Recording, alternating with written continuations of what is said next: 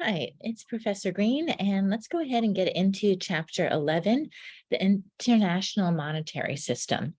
So more talking about exchange rates, inflation rates, etc. Really exciting chapter again, in my opinion.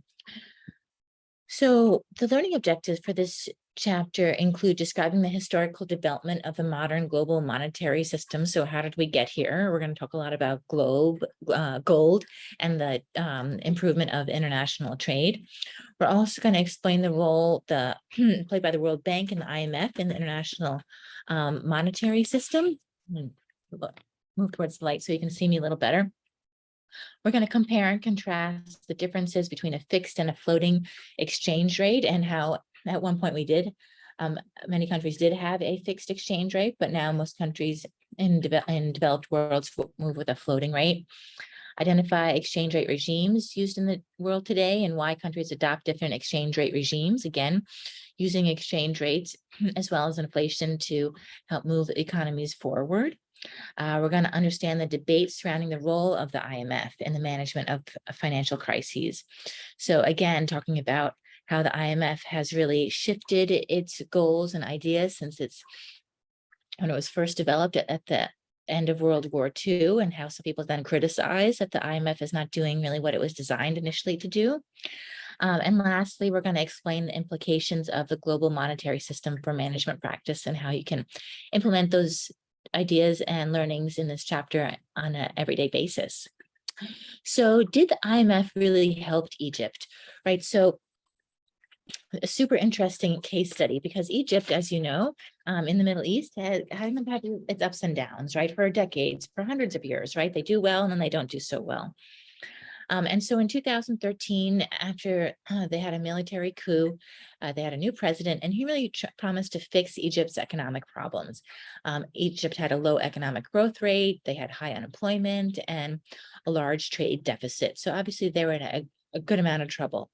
Another major issue was the lack of foreign currency in the country as well. So right, other investors didn't want to invest in Egypt necessarily.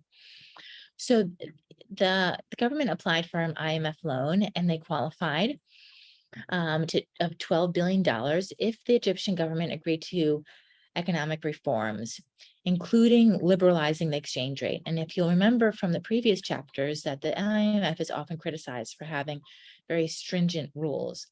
In this case, the rules were stringent, but it sounded like Egypt needed those. And in many ways, those rules did work. What happened was there was export growth. So that really worked out really well. And the deficit improved. There were rising exports because now the Egyptian currency was depreciated. So now their exports were more in demand because they were cheaper abroad. And they were exporting things like gas, which is, something that they can really make sure to get a lot of money for on the market. There were improvements in tourism because the place was safer. People could go in there, and they have a huge tourism industry, so people could go there on vacation and spend their money. The FDI improved. People were more interested in investing. It seemed like a safer place to have an investment.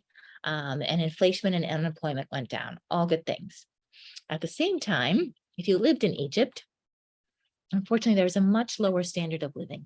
At the moment, there's because of the less subsidies that they had to stop because of the IMF, they say that half of the population lives in poverty now, according to the World Bank. There's also higher prices for goods because they had to devalue the currency, and then things became much more expensive, and they weren't getting subsidies at the same time, right? And so really hard to decipher, really, did the IMF help or did it hurt? And that's, it's still really being determined as to what was happening with Egypt. So let's go ahead and talk a little bit more about why the IMF gets involved and what is the international monetary system. It's this institutional arrangement that governs the exchange rates. We recall that the foreign exchange market is the primary institution, right, for determining exchange rates. But there are two different systems that can work with the exchange, with the exchange market. The first one is, or two basic systems, I should say. The first one is the floating exchange rate, where the foreign currency exchange market determines the relative value of a currency. So it's really just, how the market reacts to things every day. That's what we have in the US, where the euro is, the Japanese yen, and the British pound. Then there's the pegged exchange rate. This is where when the value of a currency is fixed to a reference country, and then the exchange rate between that currency and other currencies is determined by the reference currency exchange rate. This is for smaller economies. Belize is one of those countries, and we'll go into detail in a little bit as to why they decided to do that. We also have two different systems that are kind of mixed of those two in a way. The first one is a managed float or dirty float system. This is when the value of a currency is determined by market forces, but with central bank intervention, if it depreciates too rapidly against has intervention if it depreciates too rapidly against an important reference currency. And so, yeah, we'll again get into this. It'll have its own slide, and we'll tell you a little bit how, where, and why this might work. And then we also have the fixed exchange rate system, where countries will fix their currencies against each other at a mutually upon value. Before the EU and before the euro, we had this called the European Monetary System, the EMS. And we'll see this with a case study about George Soros in a slide or two, about how Margaret Thatcher did not want to join the EMF and have the British pound attached to all these other European countries, because they're all very different. And she knew that it would bring down, the UK would have to pay for that. But then her party lost, and her competitor won, and he came in, he joined the EMS. But then George Soros took advantage of that opportunity, and he made $1 billion, let's just say, in the end, and he cost the Bank of England and the country of England $3 billion. So I will leave it there, because we're going to get into deeper detail, but that did exist up until very recently. The last bullet point here on this slide is about dollarization, where a country abandons its own currency and adopts another, typically the US dollar. This happens in situations where there's hyperinflation, and the country just needs, the currency is really just worthless. It happened to Ecuador in the year 2000, and ever since then they've been much more stable. And it sounds like it's going to happen to Venezuela as well in coming years, because they've just had so much political and economic instability. So the IMF gets involved in all these different types of systems.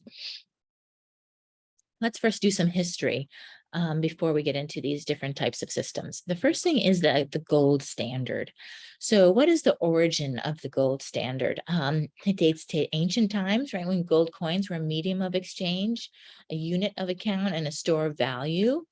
To facilitate trade, a system was developed so that payment could be made in paper currency, so they wouldn't have to actually transport gold from person to person, or from city to city, or country to country. And it was really used when international trade was limited. But then when the Industrial Revolution came along, and then obviously a couple decades later, World War II, things changed very, very quickly. But when we did have the gold standard, it was the practice of pegging the currencies to the gold and guaranteeing convertibility. And you might actually be somewhat familiar with this, because your grandparents probably were involved when we were pegging the US dollar to gold. It wasn't that long ago. Under the gold standard, the $1 US was equivalent to 23.22 grains of pure gold. The exchange rate between currencies was based on the gold par value, the amount of currency needed to purchase 1 ounce of gold. But by 1880, during the Industrial Revolution, most major trading nations were using the gold standard. So this became very, very mainstream. And a lot of people really like the gold standard. Actually, some people say that we still should use it today. And that's because it's a powerful mechanism for simultaneously allowing all countries to achieve balance of trade equilibrium. That's when the income a country's residents earn from its exports is equal to the money its residents pay for imports. And that's what we learned about in previous chapters. But as you all are probably already forecasting, or hopefully in your mind, that balance of trade equilibrium is not, let's say, important anymore, right? We don't really look at that as closely. And so that was kind of a reason maybe to get away from the gold.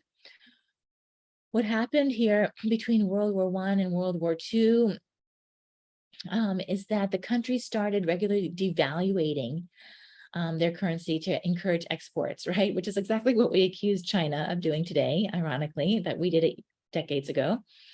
But it's not fun to be on the other side, right? When another country is devaluating their currency in order to allow you to buy more of their goods, because then then they're very competitive in the market, and it just kind of plays with the whole system.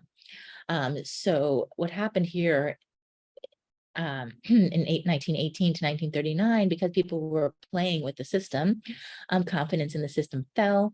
People demanded gold for their currency because they didn't know if the currency would be devalued very, very quickly. People were putting pressure on the country's gold reserves and forcing them now to suspend gold convertibility because they didn't have enough gold to give out. There's kind of like a run on the banks for the gold. And so then people started to panic because they couldn't get their money out or their gold out. So then the gold standard ended finally in 1939. And then and then obviously the Great Depression happened all in there as well. So what happened then? Then we had the Bretton Woods Agreement. And so actually during World War II, people came together because they saw that there was such economic crisis going on. In 1944, they met in New Hampshire. The goal was to build an enduring economic order to facilitate post-war economic growth. So people started to see the war ending. But how are we going to rebuild these countries? How are we going to get, economic stability worldwide? So this is where the IMF was invented. They came up with two different multinational institutions, the International Monetary Fund to maintain order in the international monetary system, and then the World Bank to promote general economic development, to give countries loans for the most part if they needed them. So it was an official collapse of the gold standard, and the end of the Great Depression and this new phase. So let's talk more about Bretton Woods because it's such a big piece of what comes later. The US dollar was the only currency to be convertible to gold, and other currencies would set their exchange rates relative to the dollar. So you can already kind of, now we're in 2022, you can see that this is not going to work long term, right? But at the time, right, the US was a great place to be. A lot of investment coming into this country, a lot of investment going out of the country, very, strong politically, et cetera, et cetera. Devaluations were not to be used for competitive purposes, so they no longer allowed countries to devalue their currency.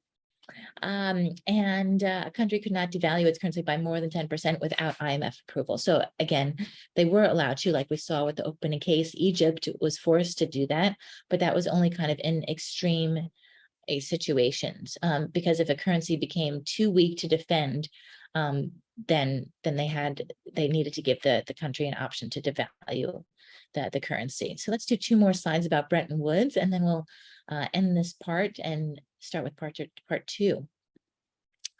So what was the role of the IMF?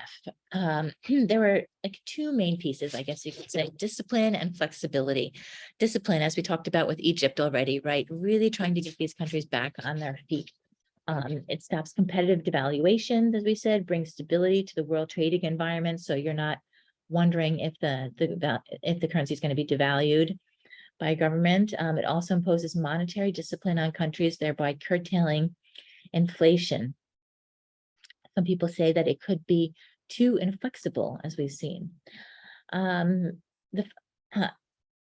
is allowing also a little bit of flexibility at the same time, or they say they're giving some flexibility, and they're ready to lend foreign currencies to tide them over during short periods of balance of payments deficits. And they're still looking at those balance of payments. And a country could devalue its currency by more than 10% if its balance of payments was in fundamental disequilibrium. Fortunately or unfortunately, disequilibrium is not really defined, but again, it was according to the IMF, and that's why we'll see IMF. Well, we'll see also why there's been some criticism. Does the IMF have the intelligence and people on staff to have that know-how to understand what is truly a disequilibrium? And so they're also saying that reducing a country's reducing its money supply growth could force the country into recession and create high unemployment as well, right? So again, we're looking at all these different tools that a country can use to make their economy move forward. And so the IMF is there to help, but we just want to make sure again that they're getting the right information and that they have the right tools and knowledge to help guide another country. So right, then that the countries might also suffer permanent adverse shifts in the demands for their products. That might be a longer term disruption to their economy as well. Let's do one last slide about Bretton Woods.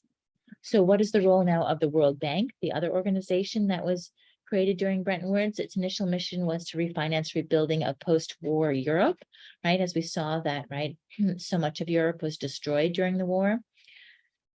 And then they created the International Bank for Reconstruction and Development, the IBRD. Money is raised through bond sales and in the international capital market, and borrowers, they pay a market rate of interest.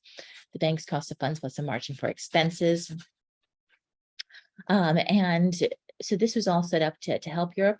What happened was that also the Marshall Plan then was created by the United States in 1948. And this really took over the development of Europe. There was enough money coming just from the United States to really rebuild Europe. So then the World Bank shifted and they decided to work with more developing nations. Now they have an arm of the World Bank called the IDA, where loans go only to the poorest countries. And this portion that was created in 1960, and that all the loans, though, created by the IMF are raised by wealthy members. Let's go ahead and take a break here, and I will see you in a minute for part 2.